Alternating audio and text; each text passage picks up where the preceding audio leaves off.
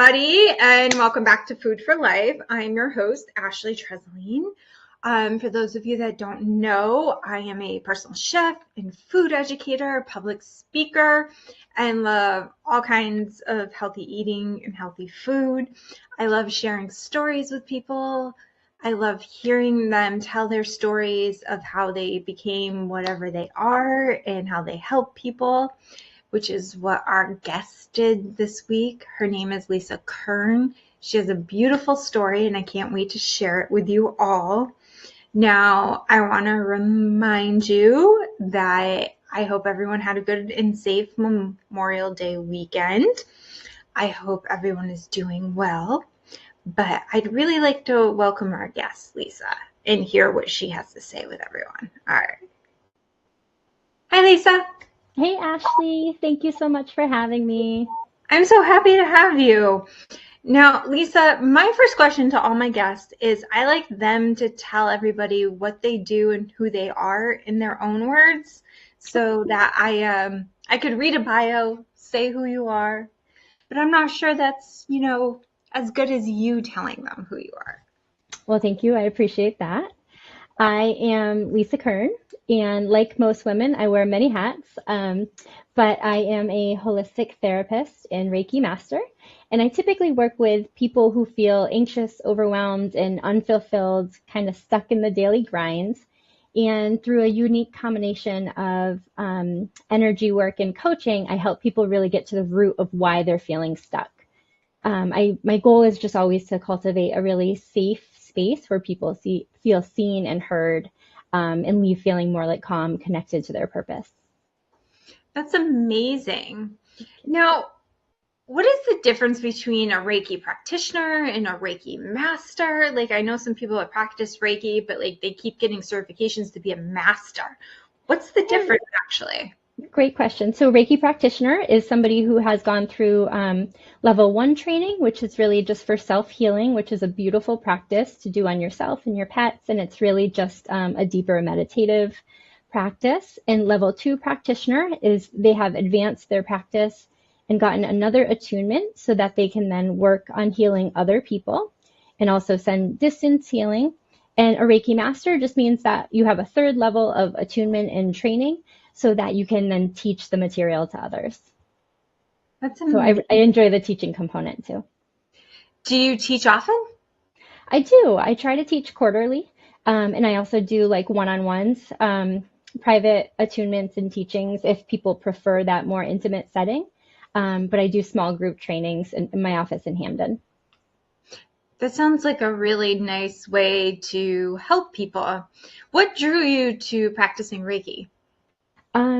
Honestly, I like to say that Reiki found me. I did not go searching for Reiki. I actually had a very established career for about 15 years as an occupational therapist specializing in neuro rehab. And kind of the condensed version of how I found Reiki was finally, for once in my life, like everything was going really well. I was married, I had 2 kids, the dogs, house, established career.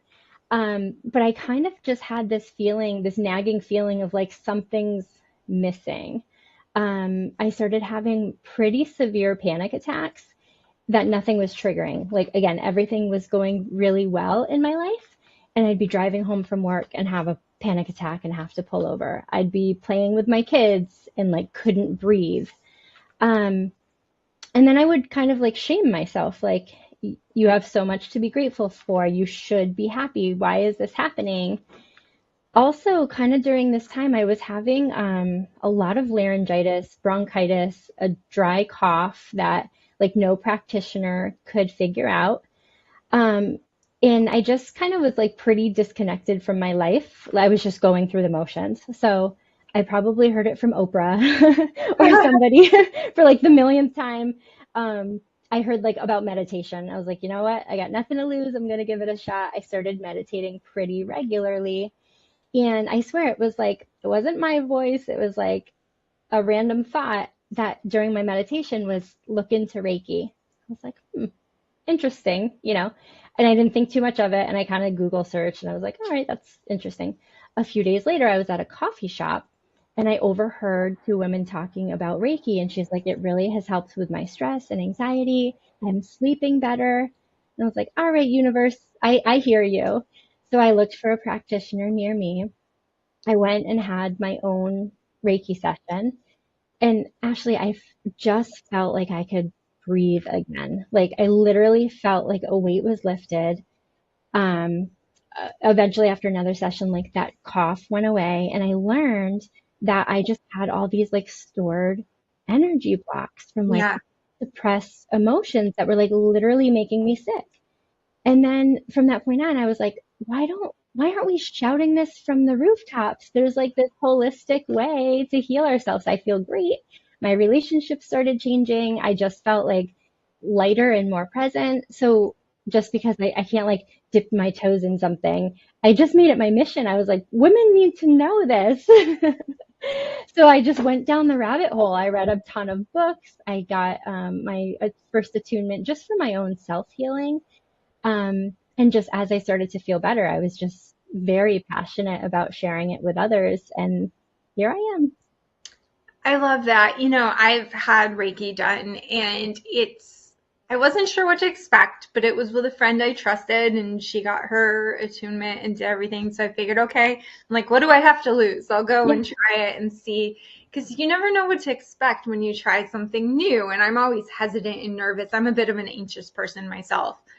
And I went and it was the most interesting thing to do and be open to. And she said from my first session to my second session, it was the weirdest thing. Like she stages the room and everything beforehand, and she Yeah. puts it out. We went and had the second session, and while we were doing it, the thing lit up again, and the whole room started getting smoky. And if you never believe that something was happening, or you don't know, or you don't feel it, the energy in the room literally started to smoke the stage that we had to open a window in the middle of the session. Wow. So you must have felt lighter and released a lot during that session. And everybody's experience is so unique. So, and kudos for you for being open for trying something new. That's awesome. Yeah, I've done that, and I found acupuncture is very helpful. Love acupuncture. Agreed. And they're all kind of the same. Like we're doing it in a different way, but the end result is the same, is that we're working on the energetic body to clear these blocks that are no longer serving us. And the end result feels very similar. I've also found that, people talk about, is it medicine or should we do this? Is it one or the other or not? But I'm always been very open with that you should maybe have both in your life. And as someone that's in the medical field as well, had a career in the medical field. Do you believe that it's one or the other, or do you feel like there's I room for both in I your life? don't. And I'm still rooted in science. Like, as much as I love the woo, give me all the spiritual things, my brain really wants to anchor it in science. So I love blending the two. It is very holistic. It's called a CAM, complementary and alternative medicine. So Okay. doing both like regular modern medicine, there is a time and a place for that 100%. But also like take somebody who has cancer, of course, they should be doing their recommended treatments with chemo and radiation, but then Reiki can help ease the side effects and, help the body restore. It's kind of like if you're always in fight or flight, right? Your cortisol levels are really high. We kind of live in this world where we're go, go, go, doing, producing, suppressing, just keep moving.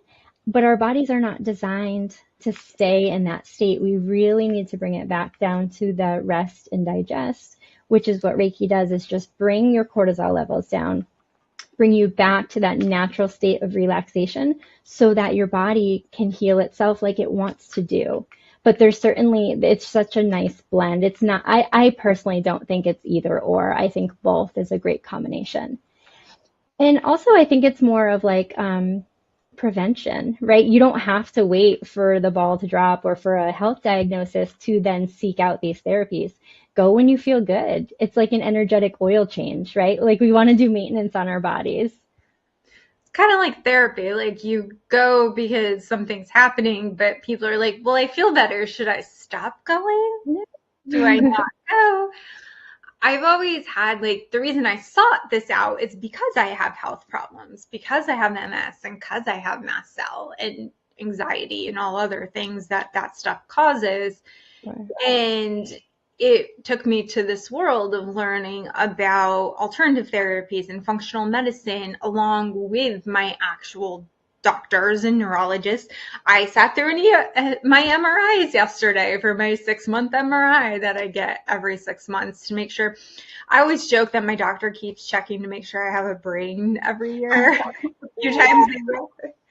I swear I could put like wallpaper my house with the scans of my brain. And do you feel better having both in your life, like the stability of your modern medicine, but also like having these things that calm your nervous system and help regulate you there?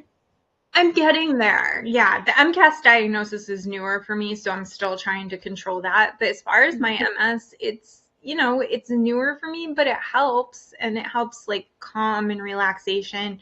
Um, I'm kind of proud of myself. For the last year and a half, I've been meditating almost every morning. Good for you.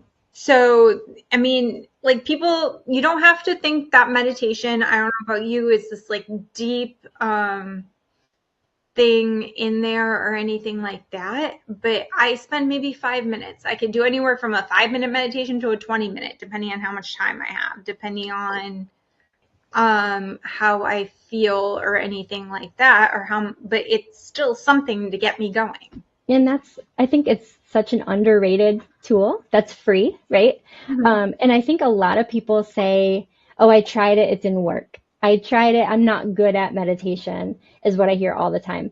But I think the most important takeaway is like meditation is not the absence of thoughts. Of course, you're going to think. Even Buddhist monks like probably have thoughts that come in, you know. I think it's just retraining the brain, like, oop, there I go down the rabbit hole, bring it back to the breath, bring it back to the breath.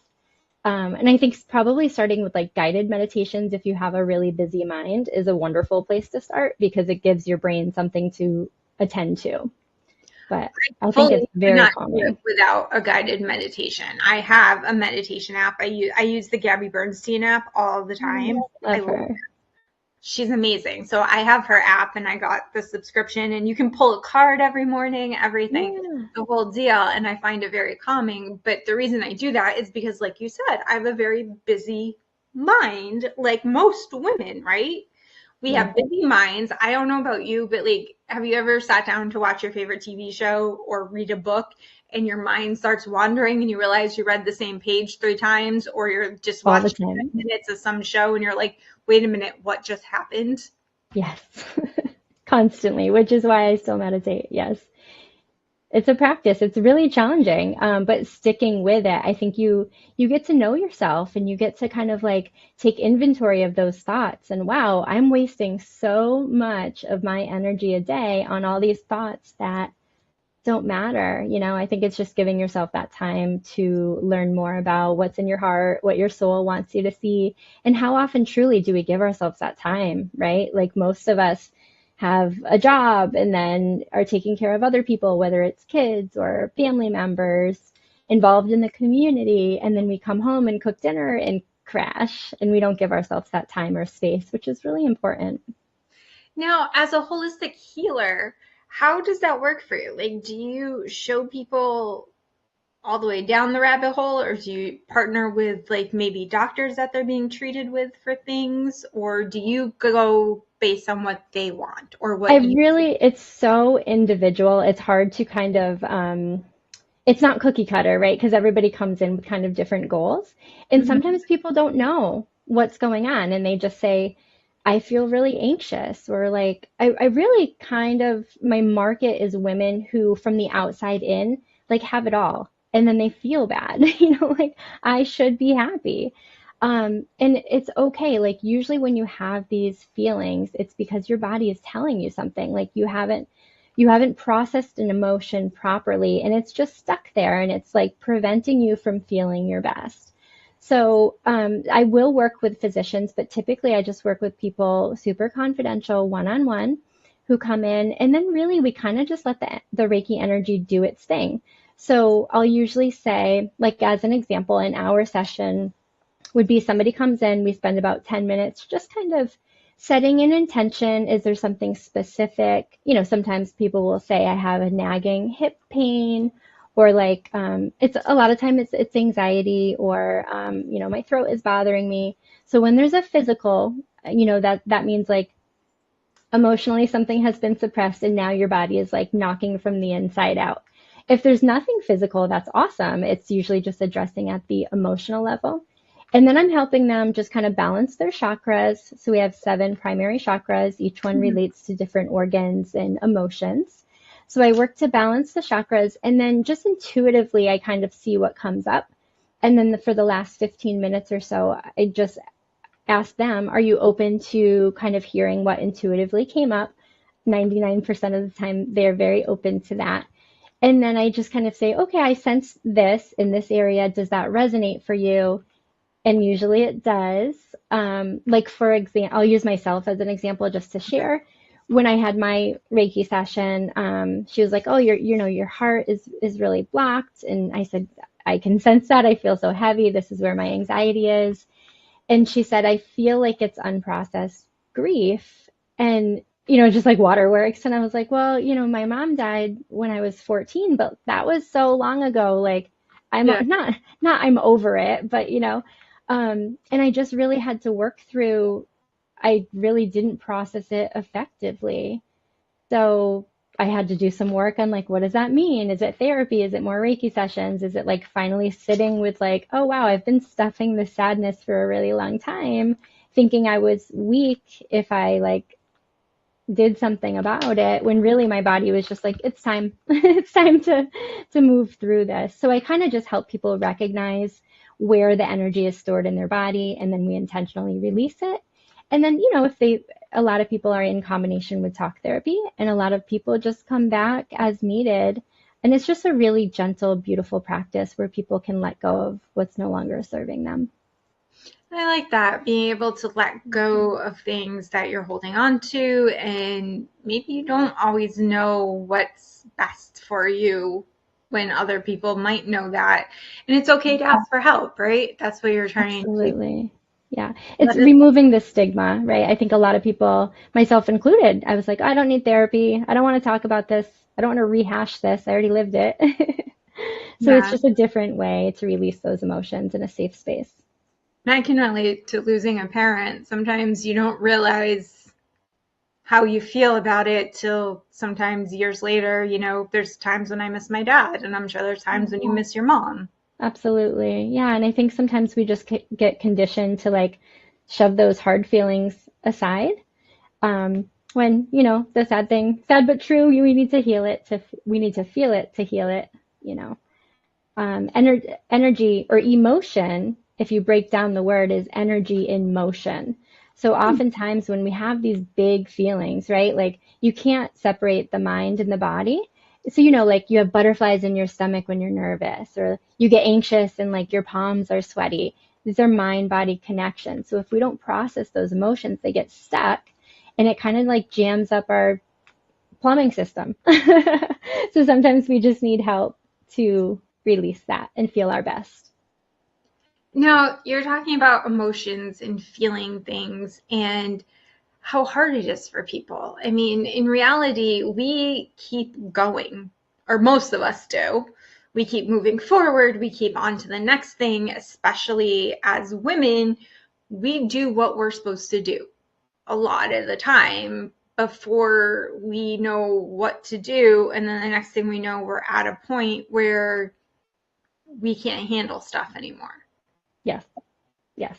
I'm not sure if you're familiar with my book. I wrote a book, Confessions of a People Pleaser, and it's for that woman. It's for that woman who has been so conditioned in running and doing and providing and performing that when they slow down, it's like that you hit that wall, you hit that proverbial wall.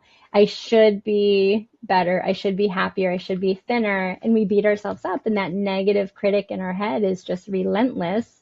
And sometimes we need to give ourselves permission to feel, to slow down.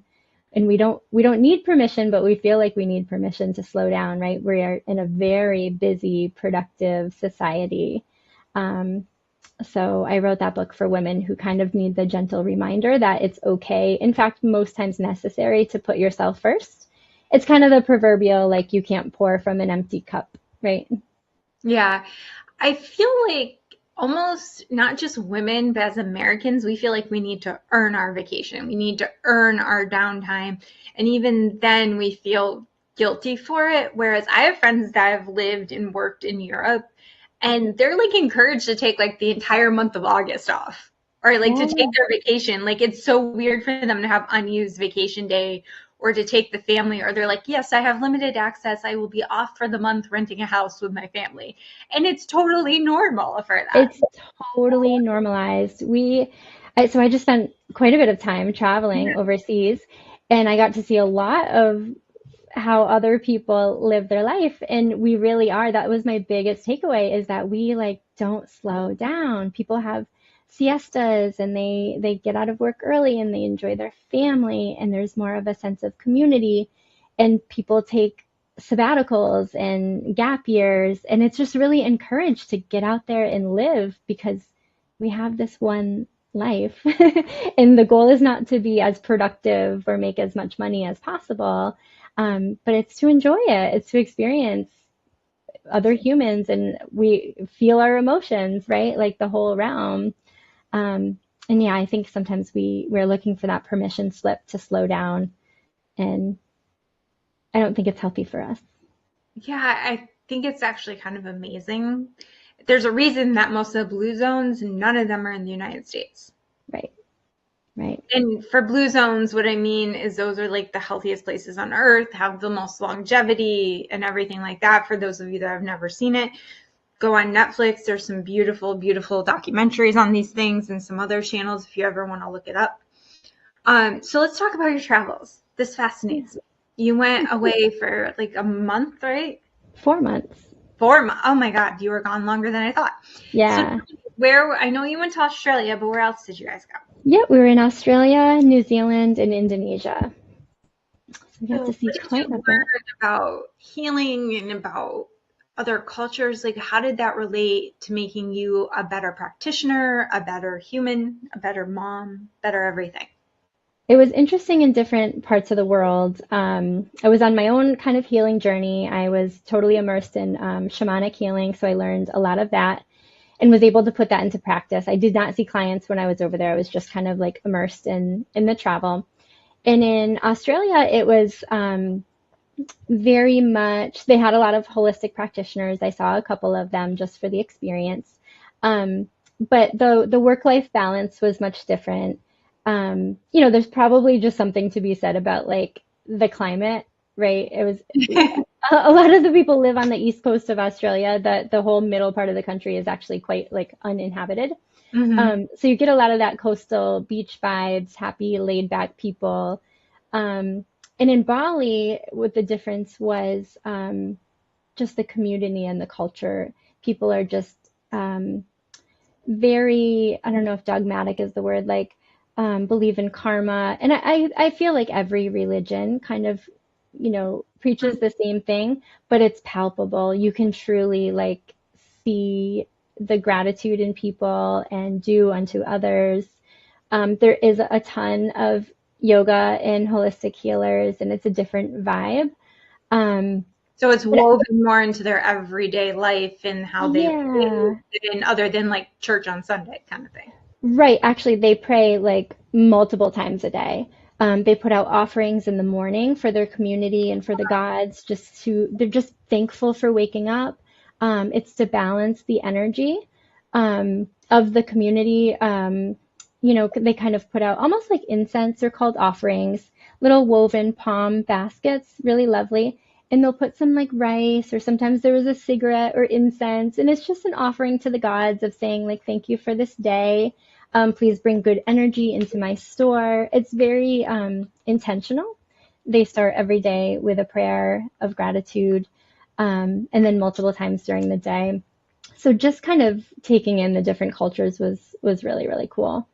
And of course, I did a ton of yoga because I was just interested in learning different practices, um, which is still very similar to what we do here. I think just more of the focus was on the philosophy and the breathing patterns and connection to mind, body, spirit versus like the physical poses that we kind of like traditionally hear, think of what yoga is. Um, so that was interesting too. Wow. I mean, what an experience, not only for you and your husband, but like for your kids. Yeah, yep. It was quite incredible. We did some volunteer work too, which I didn't know how they were going to be. I have an 11 and 13-year-old, 95-degree weather, and we were working 6-hour days outside. And they'll tell you it was by far their favorite experience. It was really remarkable to see them thrive in that environment. Um, there were times where our group leader would separate, and my 11-year-old would be completely on his own with like some college kids catching crabs and cleaning up the beach. And it was just really great to see them thrive, and just learn from people all over the world. And they'll have more confidence in themselves now traveling. We took the scariness out of like staying in a hostel. I think we just wanted them to have the confidence to be able to go see this great big wide world that we live in. So now that when they're older, they'll be able to go and do that on their own. Yeah, that's our goal. I think we've kind of instilled the travel bug. They're already looking for the next trip. We're like, let's pay this one off first. That is absolutely adorable. And I love that they're like able to feel things and do things and get things like that. No, I mean, kids aren't so open to that at their age. Like they're so into their phones and so into their own little universes. And with the pandemic, they lost so many critical years, especially at that age, that sometimes getting to see the world was not necessarily on their itineraries, I guess. Yeah, and I think just immersing them, and like we looked at a map every day, and we'd be like, where are we going to go to next? Let's look at the best flight path. So I think immersing them in that and learning the geography that way versus like from a book or a screen now, was a cool experience. That's something they'll remember forever, I'm sure of it. I hope so. I hope so. Thank you. That's beautiful. All right. So on that note, we are going to pay some bills and put on one of our lovely little commercials, and we will be right back with Lisa Kern.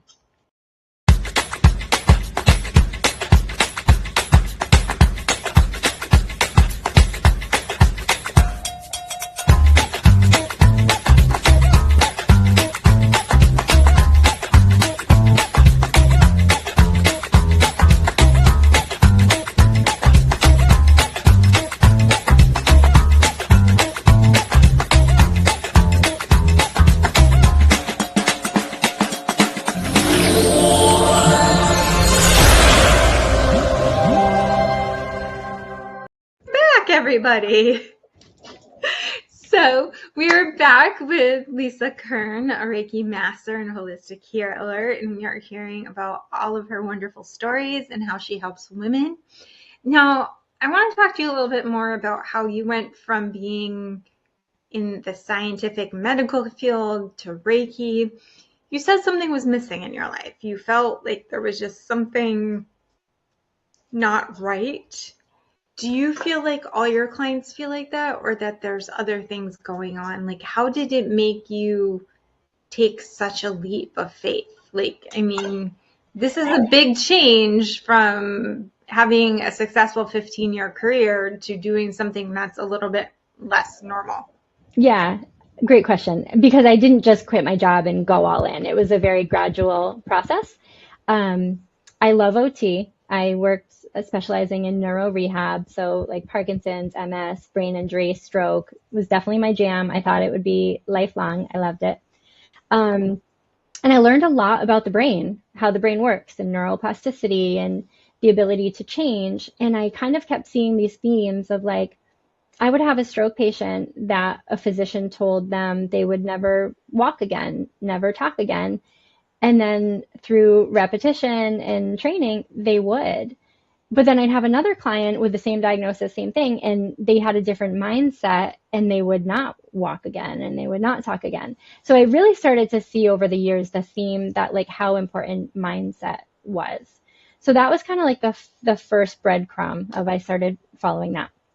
So I would say after switching, I was in rehab for a long time, and then I got into outpatient therapy, and I was working more with like car accidents and insurance claims, and the schedule was a little more rigorous. I was seeing like 13, 14 people a day. Oh, wow. And it was just like I just felt like they were numbers at that point, and I was losing myself a little bit in like the numbers. I was like, oh man, I'm just starting to connect with these people, and insurance cut them off, or like, they're just making gains, and now insurance says they can't. So really, like, I started to get frustrated by the model. So not so much like my heart was still in the therapy and in the clients, but it was like the model of constraints. When I felt like I wanted to do more, we were just like scratching the surface, and then I had to be done with them. So I started to get a little frustrated by that. I also started to get a little frustrated by when I'm in something, I'm like in at 150%. So oftentimes I would feel like I cared more about my clients getting better than they did, um, which can be challenging. And that wasn't everybody. Maybe it was the location I was working at. And that can kind of beat you down a little bit.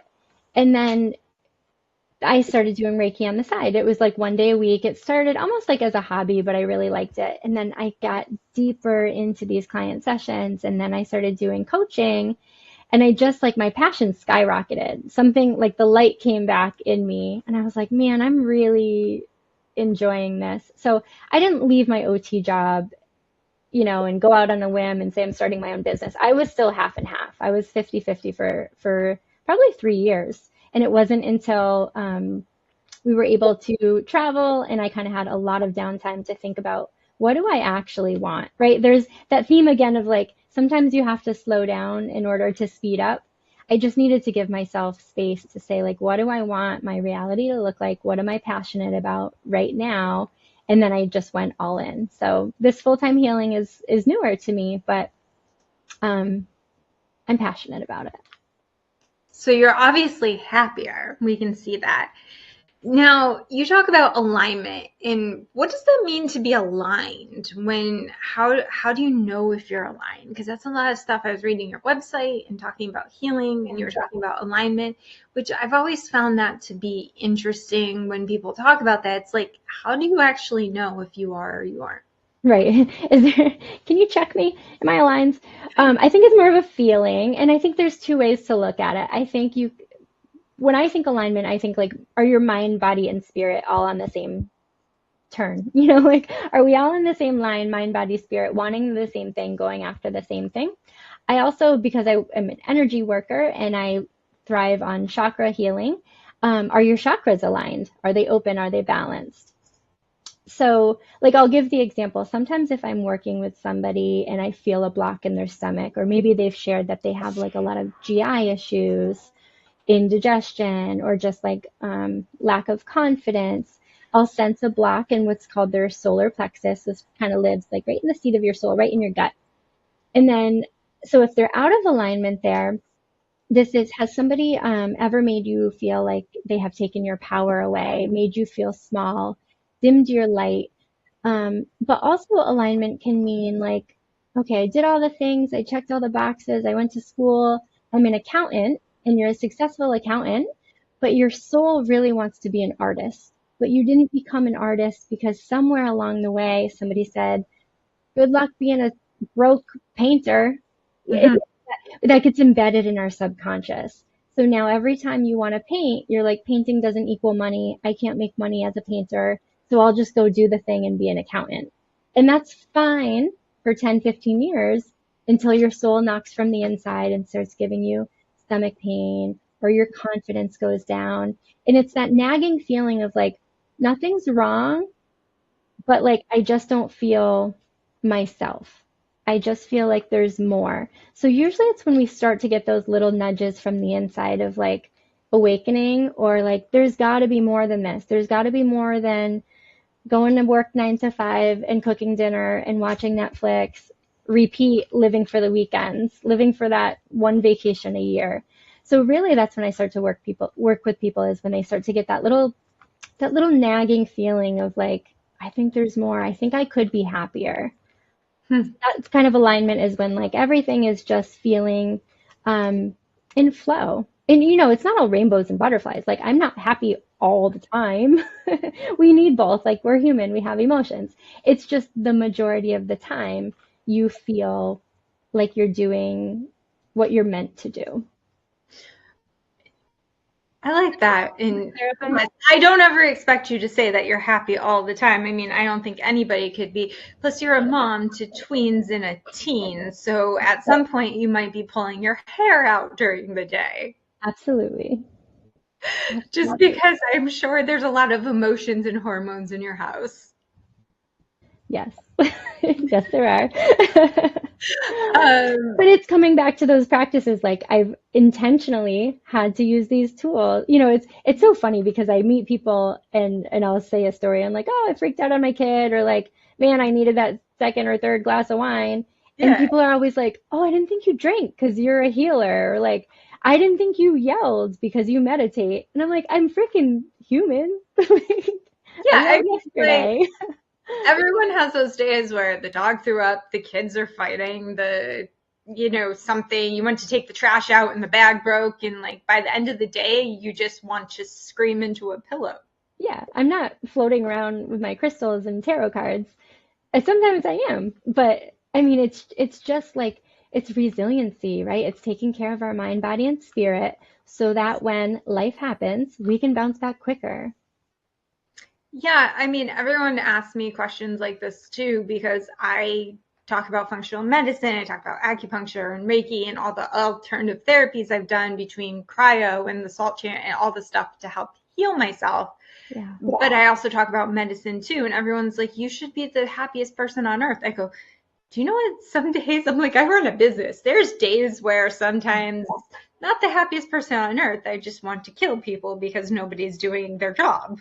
Right. Like, let's still keep it real, right? I mean, there's days where I want to, I'm human. I lose my patience or I don't feel well, so I'm grumpy as AF because I'm in pain and I'm miserable and I'm trying to be a happy person and put a smile on, but I really don't feel well. And sometimes that happens.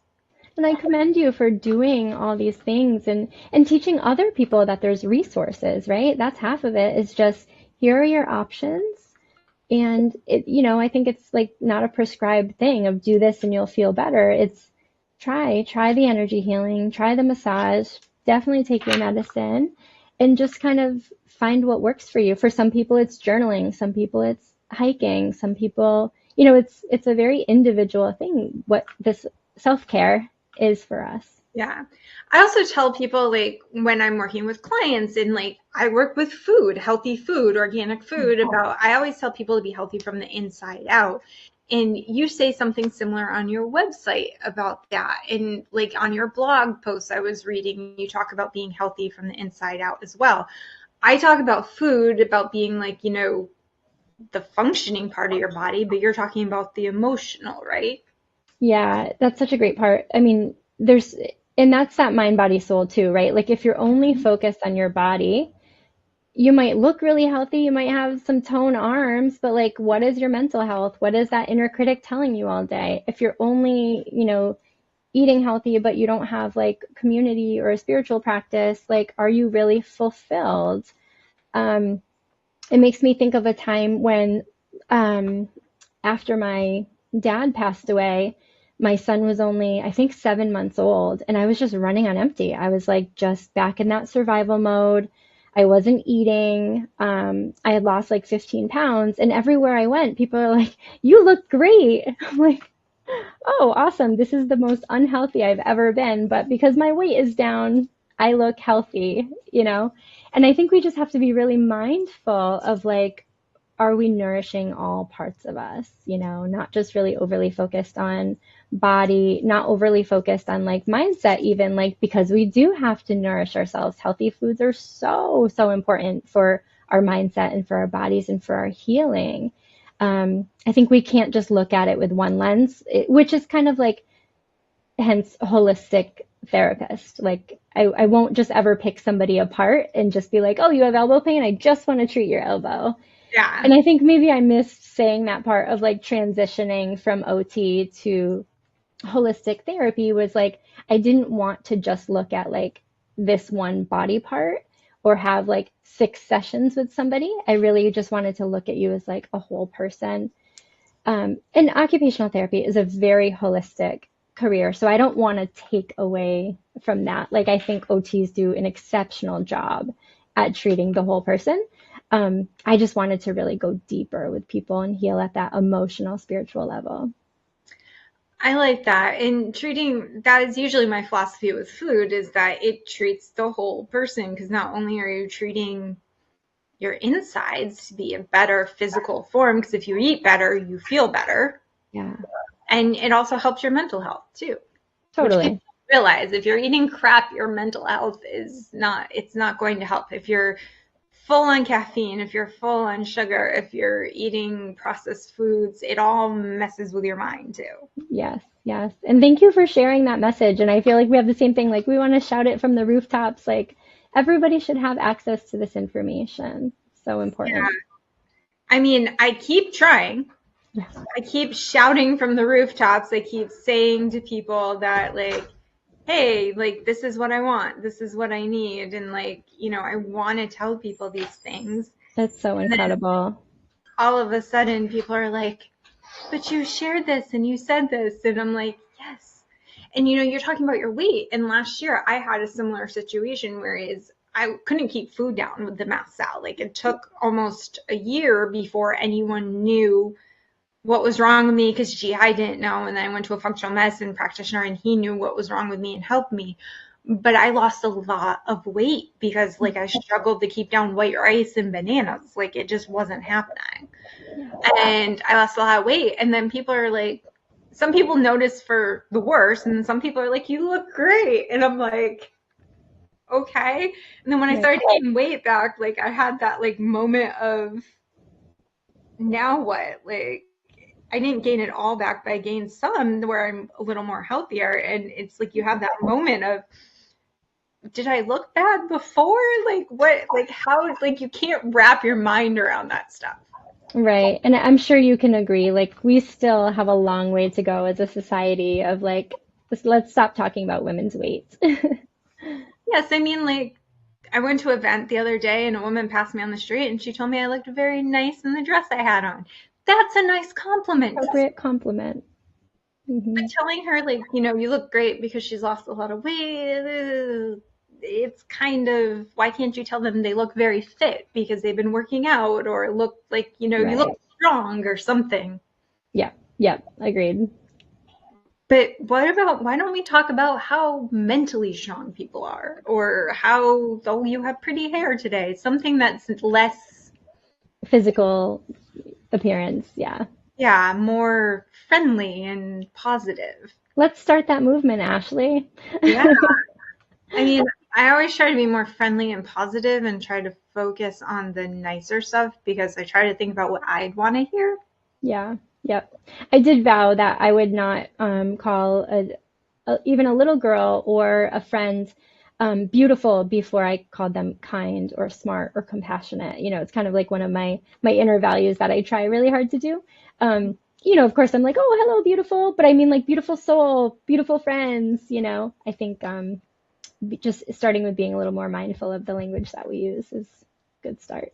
I still say all babies are cute though. Oh, they are, but they are. Yeah.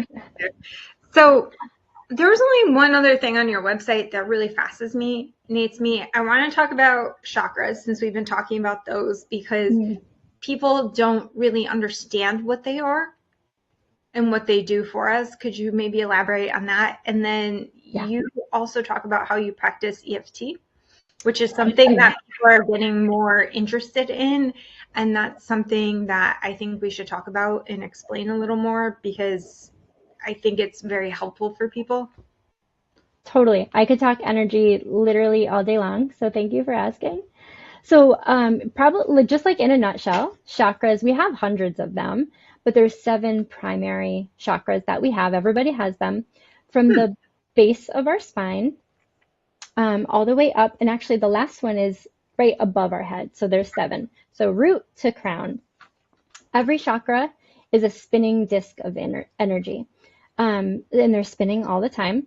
And when energy stagnates, so remember we gave the example of like, say, with the solar plexus, if you have been in a situation where somebody has taken your power away, or like maybe you spoke up when you were in elementary school and a teacher criticized you, or you said the wrong thing, right? And we've all had these like seemingly insignificant moments in our life that our subconscious or our chakra system has internalized that and blocked our energy. So like with the speaking up, that would be like a block in your throat chakra. So over time, if we don't work on this negative belief, or if we don't process this emotion, it can stagnate the energy and it's not spinning as fluidly. So again, over time, it's just like a plumbing system. Like if one energy center is not flowing effectively, it can ultimately affect the energy in the other chakras. We want them spinning, basically. We want them spinning and open. So like a block is it's never, nothing is ever black and white. It's not like open or closed, blocked or unblocked, but it's like the flow is not as good. And this is where people literally start to feel like sluggish, or so symptoms of like a blocked chakra could be on the physical, but it could be like anxiety, ruminating thoughts, insomnia, lower tolerance to stress. Insomnia, I've been What do fighting. you do for a tune-up? Maybe, I think maybe. Yeah. So all these like very human emotions, but I think over time, like if you're not doing something to work to work on your self-care, not saying that we all need Reiki, but like you need some form of outlet. So for some people, it's like I'm a runner because I get into a meditative state. I'm moving the energy, right? So like exercise is really good for the heart chakra because the element here is air and it circulates. So a good way to open up your heart chakra is doing like stretches, doing yoga, doing any like breath work or breathing practices. If you're having a block in your throat chakra, working on communicating your truth, having a journaling practice, singing or humming, so like vibrating the energy in that energy center is a great way to open it. So there's all these kind of like little holistic tips and tools. If you're not into like energy medicine, there are of course ways to work on keeping the chakras healthy. But it's like an underutilized system. We don't learn this stuff in school. Even when I was in grad school, like learning all about the body and the skeletal and the muscular system, I did not learn about the energetic body. But it fascinates me, and I feel like it's a really important component. Like we are a spirit in a human earth suit, and we need to take care of like our energy body and our physical body. I'm actually kind of proud. My college that I went to just made this new health science building. It's beautiful, the whole place. And they are actually focusing, I mean, on the whole person, so that the new crop of medical professionals is going to come out looking at the whole person. Amazing. Instead of just treating whatever their specialty is. Yeah. So I'm looking forward to the next thing of doctors. I mean, maybe it may not be functional medicine, but at least we're moving in the right direction. Progress. That's awesome. So let's talk about EFT, because this is a newer practice, even though it's like an older method. Yeah. But people are very fascinated about this because right now it's something that a lot of people have been starting to use and incorporate into therapy practices. It's awesome. It's also an energy medicine. So it combines positive affirmations. So it's working on your subconscious mind through affirmations and reframing how you're thinking. Reframing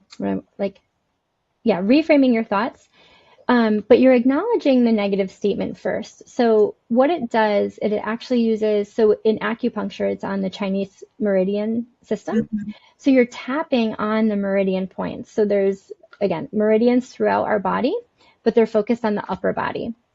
So the meridian points are on the side of your hand, and you're just really with like light pressure, you're tapping on the side of your hand as you're acknowledging your feelings. So like, for example, even though I'm feeling really anxious and overwhelmed, and then you're saying something positive, like, I completely love and accept myself. And if that doesn't resonate, like, I accept this feeling for what it is. And you're tapping and you're opening up your energy channels similar to Reiki. Then you move on to the other tapping points. There's one on the eyebrow, so like right where your third eye would be, side of your eyes, Underneath. Yeah. yep, under your eyes, under your nose. It's very calming to the nervous system, even just to tap if you don't even do the words. Under your chin, on your collarbones, under your arm, top of the head. And what you're doing is just processing that emotion, processing that negative emotion in a healthy, quick, easy, efficient way. And that's why it's becoming so mainstream. Like once you learn it, you can do it for yourself. You don't need to pay a copay. You don't have to go for acupuncture needles. You're stimulating those points just as if you were getting a Reiki session or an acupuncture session, but you're empowering yourself of like, I am in control of my energy, my mind, my thoughts. So you acknowledge the negative, even though I'm feeling so overwhelmed, I still accept myself. And you go through until your body feels really calm and you're in a better state. Once you feel like, say you started with 8 out of 10 anxiety, once you feel like it's come down a little bit just naturally by shaking up your energy, then you can go ahead with the positive statements. I know that I can get through this. I know that I've overcome this before. I'm calm, I'm confident, I'm going to kill it today. Like whatever resonates. It doesn't have, like some practitioners have a very scripted kind of profile of what they go through. And I think it works just as well I think it works better actually when it's your voice coming out and just like releasing those feelings and then replacing that negative thought with a new positive affirmation. And it's very effective. It's very effective. And this is something you could definitely do in your car before, say, you go into a party if you're nervous, or a store, or if you're just having a bad day and you need a break, right? Absolutely. Like literally you can do it. I mean, ideally you would spend about 10 minutes and really regulate your nervous system. Like anything, the more you do something, the more your body is going to recognize it because you're retraining those neural pathways in your brain. You're cultivating a sense of calm, a sense of peace and safety in your body. Because really when we're anxious and overwhelmed, it's that fight or flight is triggered. Your body feels like it's under attack and your heart rate raises and you kind of like your brain shuts down, right? Your prefrontal Mhm. cortex, like it's not working efficiently. When you're nervous or stressed, you're like out of body experience. So Can't it's think just straight, can't you think everything's crazy and just everything's crazy. Everything's crazy. So it's really just like calming the nervous system, cultivating this sense of calm and peace so that you can move on in your day. But yeah, totally. A quick, like, and then the more you do it, the more your body starts to recognize, oh, when we do this, we feel calm. Well, I'm just And thinking then like it goes that you had faster. to pull over when you had an anxiety attack, if somebody's experiencing something, just to help them calm down a little bit, to be well enough to get them wherever they need to be so they can feel safe and calm and relaxed. Yeah, it's a tool for your toolbox. It's not for everybody. Some people feel really anxious by tapping. I've had a couple clients that are like, I don't like that. I'm like, okay, we move on then. It's just I didn't have any of these tools. I didn't, so I think just giving people the menu of like you can breathe, you can tap, you can, there's so many different ways that we can regulate our nervous system. I teach my kids, when my kids have a test, they're tapping in the back seat, before we flew, because we had like 27 flights. We'd be tapping, we'd be like, this is going to be a great flight, even though I'm feeling anxious. I've flown before, it's going to be fine, and you just kind of like, you just bring yourself back to We that have state of about calm. a minute and a half left. And I like to tell my guests that they get to share any final last thought. It could be about work, it could be about the world, it could be about anything. As long as you don't talk politics, I don't care. Whatever final thoughts you want to leave with our viewers today. Oh, thank you, Ashley. I guess it would just be, because we're on the topic of energy, is just explore that you have an energetic body, because I think it's a really empowering thought, that we are in control. We are always creating our reality, and when you change your thoughts, you change your mind, and you can change your vibrational frequency. And when you're higher vibe, you're attracting more, it's like the law of attraction. You're attracting more positivity into your life. And you deserve to feel peace and happy. Oh, Lisa, that's beautiful. Thank you so much for joining me. Everyone, I will see you next week. And everyone have a beautiful, beautiful day. Thank you, Ashley. Bye. All right, everyone, I will see you next week. Have a beautiful week.